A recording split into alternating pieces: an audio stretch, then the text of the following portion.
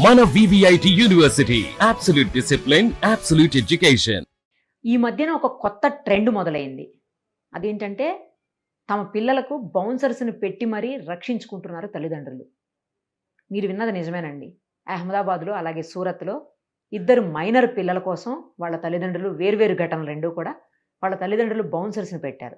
ఒక కేసులో social media platforms నుంచి కూతుర్ని దూరం జేయడానికి, ఇంకొక కేసులో అయితే కొడుకుని యాంగ్జైటీతో చేసే పనుల నుంచి దూరం జేయటం కోసమంట. ఇదేంటి అసలు కొత్త ట్రెండ్? ఇదే విషయం మీద మనతో మాట్లాడడానికి హైకోర్టు నుంచి ప్రముఖ అడ్వకేట్ అయిన సుంకర నరేష్ గారు ఉన్నారు. ఆయనతో మాట్లాడదాం. నమస్తే అండి. ఏంటండి ఇది? అసలు అంటే సోషల్ మీడియా లేకపోతే రకరకాల ప్లాట్‌ఫార్మ్స్ చూస్తున్నాం. ఫోన్‌లు ఇవన్నీ కూడాను. ఫోన్ లేనిది అసలు పిల్లలు లేరనుకోండి ఇప్పుడు. సో, వీటన్నిటిని అవాయిడ్ చేయటం కోసం అని చెప్పేసి 60, 70 వేలతోటి బౌన్సర్స్‌ని కూతురు చుట్టూరు పెట్టుకున్నారు. 24/7 అంటే అసలు ఆ పిల్లల ప్రైవసీ కూడా పోతది. సేమ్ టైమ్ ఒక భయంగా బతకాలి గదా! పిల్లలు కూడా. అసలు ఆ పరిస్థితి ఎందుకొచ్చింది? ఇంకొక కేసులో మగపిల్లాడి విషయంలో. ఏంటసలు ఇది కొత్త ట్రెండా? ఇది రాను రాను మిగతా అన్ని రాష్ట్రాల్లో గూడా పాకేలాగా ఉంది? ఇక్కడ ఏం జరుగుతుందంటే అండి, మనిషి అభివృద్ధి, పురోగతి అనే పేరుతోటి ఎప్పుడైతే గనక తను నిర్వహించాల్సినటువంటి కనీస బాధ్యతలు మైమర్చిపోయి, అది కుటుంబ బాధ్యతలు, ఎస్పెషల్లీ పిల్లలకు సంబంధించి వాళ్ళకి టైం ఇవ్వకుండా డబ్బులు సంపాదించాలి, ఆర్థికంగా సెటిల్ అవ్వాలి అని చెప్పని. ఆర్థికంగా సెటిల్‌మెంట్ అనే దానికి ఎటువంటి ఎండ్ ఫుల్ స్టాప్ ఉండదండి. ఎగ్జాక్ట్‌లీ. సో, ఈ పేరుతోటి ఎప్పుడైతే గనక పరుగులు పెడుతున్నాడో, ఆబ్వియస్‌లీ సమాజం ఏం జరుగుతుంది అనంటే గనక, దానికి సంబంధించి విపత్తు కూడా అదే స్థాయిలో పరుగు పెడతా వస్తా ఉంటది. ఇక్కడ కూడా మనం చూసుకున్నట్లయితే గనక, అహ్మదాబాద్‌లో గాని, సూరత్‌లో గాని, ఎస్పెషల్లీ గుజరాత్ స్టేట్‌లో నెలకి రూ. 60,000 ఒక ప్రైవేట్ సెక్యూరిటీ సంస్థకి పే చేసి తల్లిదండ్రులు ఇద్దరు బౌన్సర్స్‌ని 2 షిఫ్ట్‌లో 24/7 2 షిఫ్టుల్లో పెట్టుకోవడం జరిగింది. ఎందుకోసం అనంటే గనక, ఆహ్, వాళ్ళ మైనర్ బాలిక 16 సంవత్సరాల మైనర్ బాలిక సోషల్ మీడియా ప్లాట్‌ఫార్మ్‌కి సంబంధించిన ఒక ఫోటో షేరింగ్ యాప్‌కి అడిక్ట్ అయిపోయి, తనకు సంబంధించినటువంటి ఫోటోలు ఇంక్లూడింగ్ న్యూడ్ ఫోటోస్ దాంట్లో షేర్ చేయడము, అదే విధంగా దాని ద్వారా ఎవరైతే గనక కలవమని చెప్పి ఆఫర్ చేస్తున్నారో అటువంటి వ్యక్తుల్ని బయటికి వెళ్లి కలవడము, ఎక్కడికి వెళ్ళావు అని చెప్పి క్వెషన్ చేసి ఫోన్ ఇయ్యి చూస్తాము అని అంటే గనక ఇంట్లో ఉన్నటువంటి గాడ్జెట్స్ లైక్ టీవీ కావచ్చు, ఫోన్ కావచ్చు, మిక్సీ కావచ్చు, ఏది దొరికితే అది కింద నేలకేసి పగలగొట్టడము. ఇటువంటివన్నీ చేయడం వలన అటువంటి పనులన్నిటికి దూరంగా పెట్టడానికి తల్లిదండ్రులు చేస్తున్నటువంటి ప్రయత్నం ఏంటి అనంటే గనక, నలుగురు బౌన్సర్‌ని 2 షిఫ్ట్‌లో పెట్టడం జరిగింది. ఎందుకు? వాళ్ళు పక్కన ఉంటే వాళ్ళు ఉన్నారు అనే భయంతోటి ఆమె. ఎవరికి పెట్టారండి? ఆడపిల్లకి పెట్టారు. ఆడపిల్లకి బౌన్సర్‌లు పెట్టారు అని అంటే గనక వీళ్ళక్కడ లేనట్టేగా. తల్లిదండ్రుల సంరక్షణ, రక్షణ ఆ పిల్లలకి కరువైనట్టేగా. చిన్న లాజిక్. మరి వీళ్ళు ఏదైనా చేస్తే? అంటే వీళ్ళ మీద ఇంకొక మానిటరింగ్ అథారిటీని పెడతారా? ఇదొక సంఘటన. ఇంకొక సంఘటనలో చూస్తే గనక అతను కూడా ఒక మైనర్, ఒక బాబు.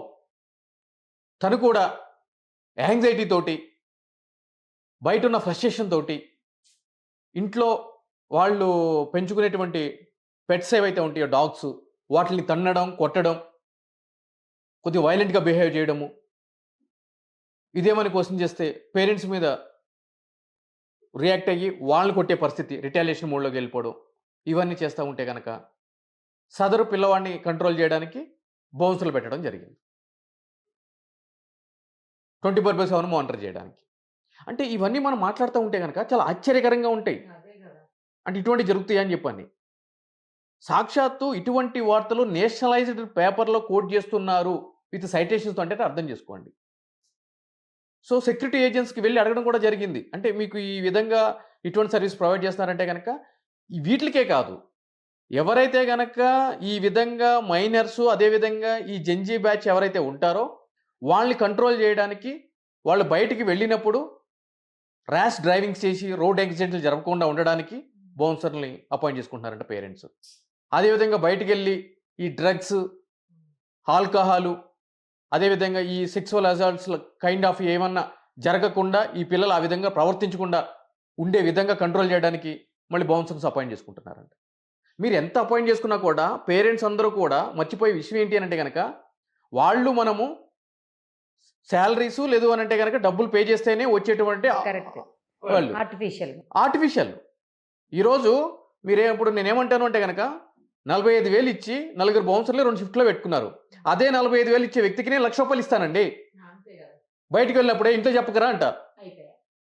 అవును. ఏం చేస్తాడు వాడు? పక్క జరుగుతాడు.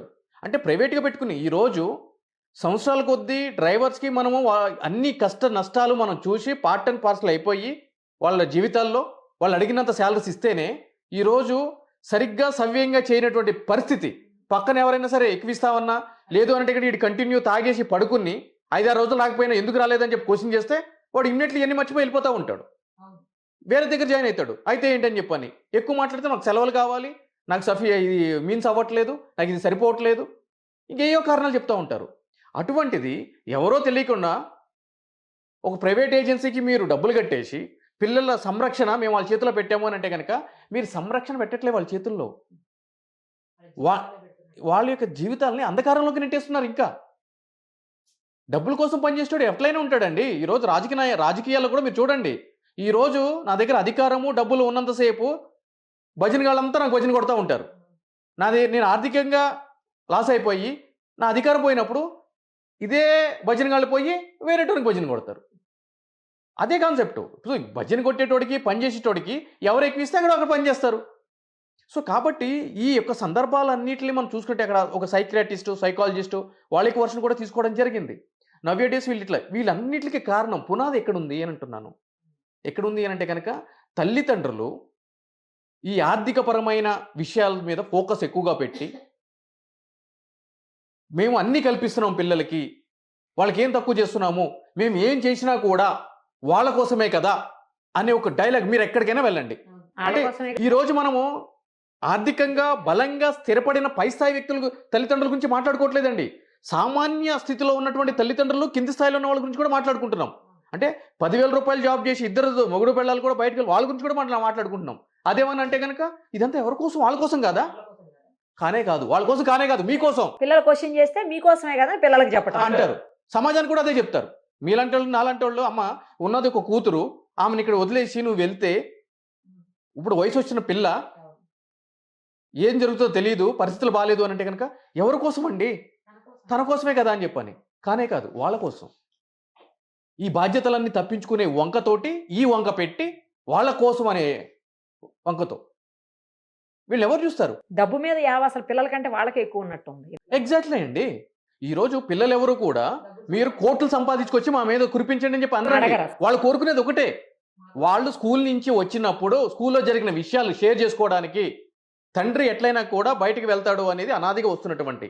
తల్లికి చెప్పుకోవాలి, తల్లికి ఏదైనా స్కూలర్ ఏదైనా డిస్క్రిమినేషన్ జరిగినా, ఎవరైనా ఇన్సిడెంట్ జరిగినా, కొట్టినా, టీచర్ ఏమన్నా అన్నా, ఏదైనా పనిష్మెంట్ ఇచ్చినా, సమ్ ఎక్సోజెట్ ఎటువంటి విషయాలు జరిగినా కూడా వచ్చి తల్లికి షేర్ చేసుకుంటే కనుక అదొక ధైర్యం. ఎందుకు అనంటే కనుక మనకు తల్లే ఫస్ట్ హీరో, తండ్రి తర్వాత. మగపిల్లడికైనా ఆడపిల్లకైనా తల్లే మొదటి హీరో. సో కాబట్టి వాళ్ళకి షేర్ చేసుకోవాలి, వాళ్ళు అచ్చటా ముచ్చటా తీర్చాలి. అమ్మ నాకు అది కావాలి, నేను తింటానని చెప్పి అనటము. స్కూల్లో వచ్చిన తర్వాత ఏం నేర్పించారు, ఏం నేర్పించలేదు, మన బాధ్యత ఏంటి, ఏదైనా సరే ఇంటికి తీసుకొచ్చిన తర్వాత ఆ చేయాల్సినటువంటి షెడ్యూల్లో హోంవర్క్లో ఏదైనా ఉంటే కనుక క్లాస్ టీచర్తో మాట్లాడటం, ఏ జరిగిందో తెలుసుకోవడం, ఇవన్నీ ఎవరు చేస్తారండి? అంటే మీరేదో సింపుల్గా ఒక 20,000, 30,000, 15,000 ఇచ్చేసి ఒక ఎంప్లాయీని డిప్లాయ్ చేసేస్తే విల్ దే టేక్ కేర్, వాళ్ళు చూసుకుంటారా ఇదంతా? వాళ్ళకేమవసరం? మీరు ₹1,00,00,000 ఇచ్చినా కూడా వాళ్ళు చూసుకోరు. శాలరీకి పనిచేసేటోడే. పిల్లల బాధ్యత తల్లిదండ్రులు తప్ప ఎవరు చూసుకోలేరు కూడా. ఎగ్జాక్ట్లీ. కొంతమంది ఇట్లా అమ్మమ్మలు ఉన్నారు, తాతయ్యలు ఉన్నారు. ఎంతో దౌర్భాగ్యమైన పరిస్థితి అన్నట్టు తెలుసా అండి? నేను చూస్తూ ఉంటాను కదా, కొంతమంది పిల్లల్ని, ఏ వయసు పిల్లల్ని, 7 ఇయర్స్, 4 ఇయర్స్, 8 ఇయర్స్ పిల్లల్ని పక్కింట్లో వదిలిపెట్టి వైఫ్ అండ్ హస్బెండ్ అబ్రాడ్ ట్రిప్పుల కోసం వెళ్తున్నారండి. 10 days, 15 days. పేర్లు చెప్తే బాగోదు కాబట్టి నేను చెప్పట్లేదు. అటువంటి పరిస్థితి సమాజంలో ఉంది. అంత అవసరం ఇదేనండి పెంపకం. 2 పిల్లలు ఉంటారు, ఒక పిల్లకి ఒక కేర్ టేకర్ని పెడతారు, ఇంకొక పిల్లని పట్టుకుని వాళ్ళు బయటికి వెళ్తారు. ఆ కేర్ టేకర్ వచ్చి బయట అందరికి చెప్తా ఉంటుంది లోపల ఏం జరుగుతుందని చెప్పని. అంటే ఎక్కడికి పోతుంది సమాజం? ఇది ఈరోజు గుజరాత్ ఒక్కదానికి పరిమితమైనది కాదండి. ఈరోజు దేశంలో అది ఒక వైరస్ లాగా పాకి ఆల్రెడీ ఇంటర్నల్‌గా జరుగుతుంది. ఇప్పుడు ఇది బయటకొచ్చింది మాత్రమే. బయటికి రానియి కోకొల్లలుగా ఉన్నాయి. ఈరోజు నిన్న కాక మొన్న జూబ్లీస్‌లో జరిగినటువంటి మైనర్ ట్రాప్ కేసు మనం చూసుకున్నాము. ఏ విధంగా లైంగిక దాడి జరిపి దాన్ని రికార్డ్ చేసి బ్లాక్‌మెయిల్ చేసి తీసుకున్నారు. అటువంటియి బయటకొచ్చేది ఒకటో రెండో వస్తాయండి. మిగిలిన సందర్భాల్లో ఇంకొక విషయం ఏందంటే గనక ఆ జూబ్లీహిల్స్‌లో వచ్చిన కేసుల్లో కూడా వీళ్ళు పై స్థాయి కుటుంబంలో జరిగినటువంటి వ్యవస్థ కాబట్టి పోలీసులు ఇమ్మీడియేట్‌లీ రియాక్ట్ అయ్యి సీపీ స్థాయి వ్యక్తి వచ్చేసి వాళ్ళని కస్టోడియల్ ఇంటరాగేషన్ అనేది చేయడం జరిగింది. సామాన్య కుటుంబాల్లో కింద స్థాయిలో జరిగితే గనక ఒళ్ళు బరువా? పిల్లల్ని చూసుకోవడం చేత కదా మీకు అని చెప్పని అంటారు. నీతులు, సూక్తులు చెప్తారు. అది కూడా అర్థం చేసుకోవాలి ప్రతి ఒక్కళ్ళు. మళ్ళీ దాని తర్వాత పోలీసులు నిందించడం కాదు.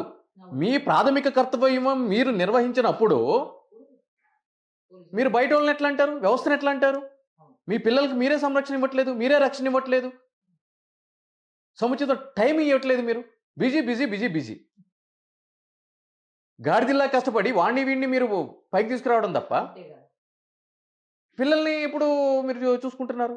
సో కాబట్టి ప్రతి ఒక్కళ్ళు దీని ద్వారా తెలుసుకోవాల్సింది ఏంటి అని అంటే కనుక మేమేదో సంపాదించేస్తాము వాళ్ళకి ఇచ్చేస్తాము అని అంటే కనుక అది ఇంపాసిబుల్ థింగ్. ఈరోజు చెప్పండి, వాళ్ళని పెంచి పెద్ద చేసిన తర్వాత వాళ్ళకి మెజారిటీ వచ్చిన తర్వాత నిజంగా మనం చూసినటువంటి సంబంధాలు వాళ్ళకి నచ్చి చేసుకునేటువంటి పరిస్థితి ఎంత పర్సెంటేజ్ ఉంది నేటి సమాజంలో? ప్రతి ఒక్కరు వాళ్ళ యొక్క ఆత్మని ప్రశ్నించుకుంటే సరిపోతుంది. మనం చెప్పాల్సిన అవసరం లేదు పర్సంటేజ్లు. కోట్లు సంపాదిస్తారు. మీరు పుట్టినప్పటి నుంచి కూడా ఆమెకి ఒక స్థాయి వచ్చేంత వరకు, ఒక 20 సంవత్సరాలు 22 సంవత్సరాలు వచ్చేంత వరకు ఆమెకి కనీస బాధ్యతలు, కనీస సమయం ఇవ్వకుండా కోట్లు సంపాదించి పెళ్ళిడికి వచ్చిన తర్వాత ఈ సంబంధం తీసుకుని గ్రాండ్గా చేస్తారంటే కనుక అవసరం లేదని అంటుంది. ఒక సామాన్య వ్యక్తిని ఇష్టపడుతుంది. ఏం చేస్తారు అప్పుడు? ఏం చేస్తారు? అప్పుడు ఇదే క్వశ్చన్ చేస్తుంది, నీకు అసలు ఏం రైట్ ఉందని చెప్పి నీ చెప్పిన వాటిని నేను వినాలి? నేను స్కూల్కి వెళ్ళి వచ్చినప్పుడు నువ్వు నాకు ఎప్పుడైనా కనిపించావా? నేను కాలేజీ నుంచి వచ్చినప్పుడు ఎప్పుడైనా కనిపించినావా? కాలేజీలో ఎంతమంది ఏడిపించారన్న లైంగికంగా చెప్పుకుందాం అంటే కనుక ఇద్దరులో ఎవరైనా ఉన్నారా? మీకేం హక్కు ఉంది మా మీద అని చెప్పని అంటుంది. అప్పుడు ఏం చేస్తారు? కరెక్ట్. ఆ డబ్బులన్నిటిని బెడ్ మీద పోగేసుకుని దాని మీద పడుకోవాలి. సో కాబట్టి పిల్లల విషయంలో నిర్లక్ష్యపూరిత ధోరణి సబబు కాదు. ప్రతి ఒక్కళ్ళు కూడా కుటుంబానికి తండ్రి కర్తవ్యం కూడా ఉంది. ఎంత బిజీగా ఉన్నా కూడా రాత్రి వచ్చినప్పుడు ఒక హాఫ్ అన్ అవర్ 15 మినిట్స్ కూర్చొని ఏం జరిగింది ఏంటి అని చెప్పి దగ్గరగా కూర్చొని ప్రేమగా మాట్లాడితే అదే సరిపోతుందండి. అదే వాళ్ళకి ఒక బలం. ఏమనంటే మా డాడీతో చెప్తాను, లేదంటే మా మమ్మీతో చెప్తాను అని చెప్పని ప్రతిదీ కూడా ఇంట్లో చెప్పాలి అనేటువంటి ఉంటుంది. ఎప్పుడైతే ఈ ప్రేమ దూరం అయిపోతుందో, ఎవరైతే కనుక ఈ ప్రేమ ఇస్తున్నా అని చెప్పి ప్రిటెండింగ్ నటిస్తారో వాళ్ళకి దగ్గరైపోతూ ఉంటారు. దగ్గరైపోయి ఈ క్రమంలో జీవితాలు నాశనం అయిపోతూ ఉంటాయి. కరెక్ట్. మీరు 100%. బౌన్సర్లో, సెక్యూరిటీలో ఎవ్వడు ఏం చేయడండి. మనమే రక్షించుకోవాలి. ఎగ్జాక్ట్లీ. పర్ఫెక్ట్. థ్యాంక్ యూ అండి. Thank you so much.